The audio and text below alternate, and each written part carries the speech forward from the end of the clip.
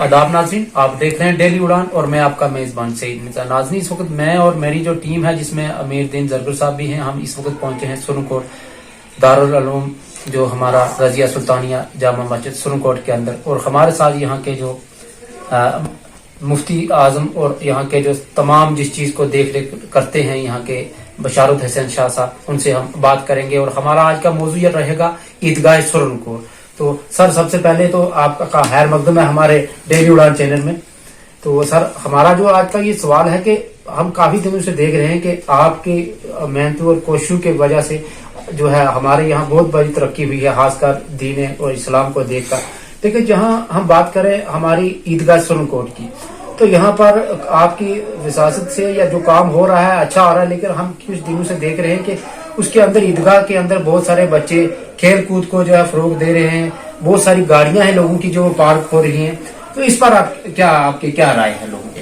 बिस्मिल्लाहिर्रहमानिर्रहीम। जहाँ तक ईदगाह में पार्किंग या बच्चों के खेल की बात है, उसमें ये हुआ कि पहले उस ग्राउंड में जिसमें आर्मी है उसमें लोग खेलते थे और घूमते भी थे। तो जब से उसको मुकम्मल बैन लग गया तो फिर ये छोटे बच्चे हमारी कौम के या ये लोग जाएं कहाँ। तो ईदगाह की जो हमारी दीवारें थी वो भी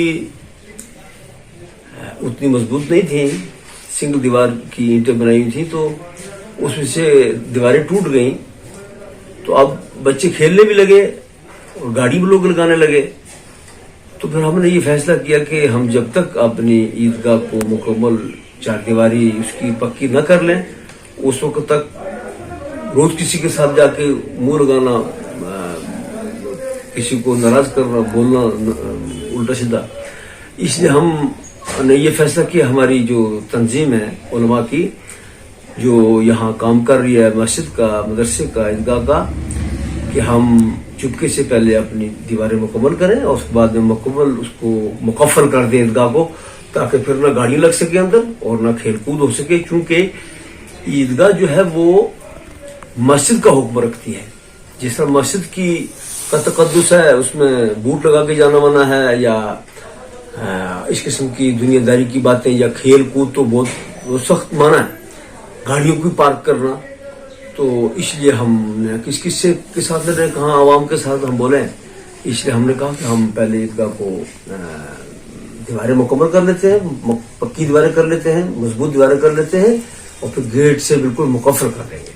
तो सर, हमने एक और चीज भी यहाँ देखी, जैसे यहाँ साथ में कोर्ट भी है, पुलिस स्टेशन भी है, तो लोगों के जो घरेलू झगड़े हैं उनकी कचहरियां वगैरह भी यहाँ पे होती हैं। ये किस हद तक जायज है ईदगाह के अंदर इन चीजों को लेकर जाना? और वहीं औरतें भी बैठती हैं, फिर वहाँ कचहरियां होती हैं। अगर मतलब अब बताना कि मस्जिद का हुक्म रखती है, अगर दो मुसलमान लड़ रहे हैं और कोई तीसरा आदमी जो उनका फैसला करा रहा है, झगड़ा खत्म कर रहा है, तो एक अच्छी बात है, उसको मस्जिद में बैठकर हल कर सकते हैं, गम में बैठकर हल कर सकते हैं। लेकिन खेलने की, नाचने कूदने की या पार्किंग करने की इजाजत नहीं है। जिस तरह आपने तो बताया लोगों को कि ईदगाह जो है वो एक पूरा, जिस तरह मस्जिद के अंदर हम बैठकर सुलह वगैरह कर सकते हैं, वहां भी कर सकते हैं, लेकिन पार्किंग और जो उसमें लोगों का खेलना कूदना वो जायज नहीं है।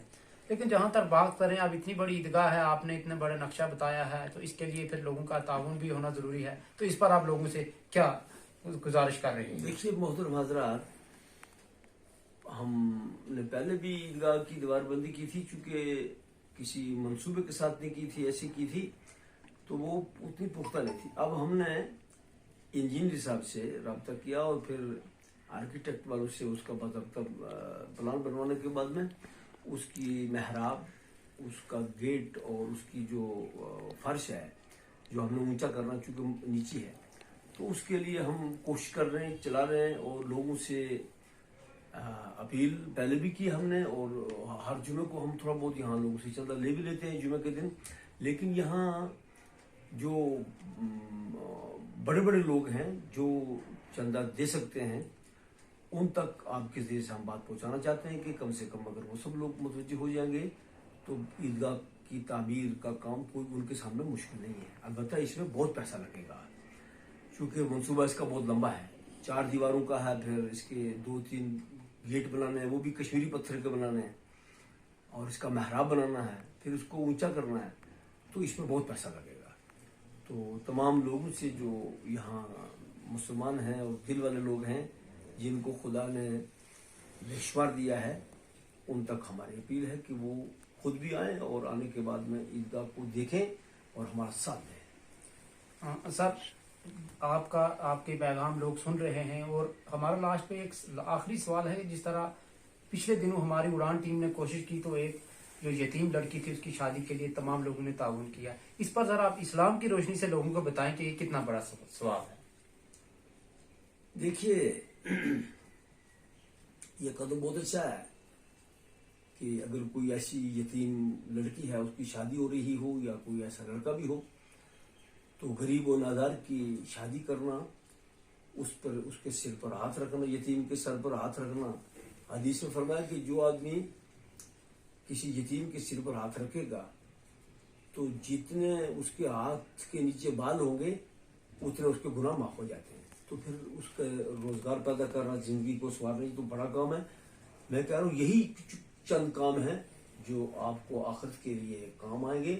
باقی دنیا میں جو کھایا پیا وہ تو ختم ہو گیا. خدا کرے کہ ہمارے یہاں کے لوگ جو ہیں، جوان خاص کر، وہ یتیموں اور مسکینوں اور بیواؤں کی مدد کریں اور ترقی کی طرف چلیں، تعلیم حاصل کریں، دینی تعلیم، دنیاوی تعلیم دونوں.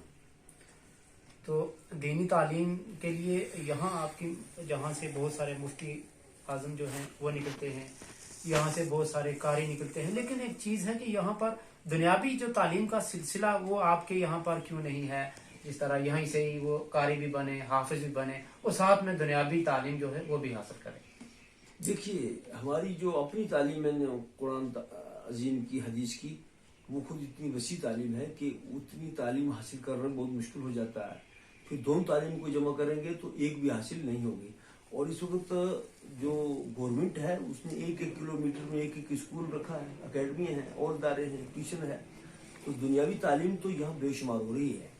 اس لیے ہم نے چاہا کہ صرف ہم قرآن حدیث یا اس کے ساتھ ہماری جو عالم اور فاضل کی تعلیم ہے، اس کے ساتھ جو میتھ ہے یا انگریزی ہے یا اس قسم کی چیزیں جو ہیں وہ ہم نے لازم رکھی ہیں. بالکل ہم کورے نہیں ہیں، اس میں ہم ہاتھ میں چلاتے ہیں. جو چیزیں عالم کے لیے ضرورت کی ہیں وہ ہم نے رکھی ہوئی ہیں دنیاوی تعلیم کی، وہ بھی آپ کے ساتھ ہیں. تو ناظرین، یہ جو ہمارے ساتھ شخصیت تھی یہ کسی تعریف کے محتاج نہیں تھے. انہوں نے لوگوں کو آج اس چیز سے باخبر کروایا کہ کیا کرنا چاہیے، عیدگاہ ہو، مسجد ہو، اس کا تقدس کیا ہے، اس میں کس طرح آپ کو جانا ہے. اور باقی انہوں نے جو اپیل کی ہے کہ وہ جو وہاں پر گاڑیاں پارک کی جاتی ہیں یا بچے کھیل کود کرتے ہیں وہ بھی جو کرنا جائز نہیں ہے. حالانکہ یہ تو انہوں نے کہا کہ یہاں پر گراؤنڈ کی قلت ہے، لیکن اس کا مطلب یہ نہیں ہے کہ آپ وہاں پر جائیں اور وہاں پر جا کر آپ کھیل کود کو انجام دیں. دوسرا، انہوں نے سب سے بڑی جو لوگوں سے اپیل یہ کی کہ یہاں پر اگر اس کا بہت بڑا کام ہے عیدگاہ سرن کوٹ کو تیار کرنے کے لیے، تو اس کے لیے انہوں نے گزارش کی ہے کہ اس کے لیے لوگ بڑھ چڑھ کر آگے آئیں اور اس کی جو ترقی ہے یا اس کی جو تعمیر ہو رہی ہے اس پر اپنا ہاتھ آگے بڑھائیں تاکہ وہ مکمل ہو سکے اور لوگوں کو جو ہے وہاں جا کر اپنی عید کی نماز ہو، جنازہ ہو، ان چیزوں کو ادا کرنے میں مشکلات کا سامنا نہ کرنا پڑے. تو اسی کے ساتھ آپ مجھے اور میری پوری اڑان ٹیم کو اجازت دیجیے. میں آپ کا میزبان سعید.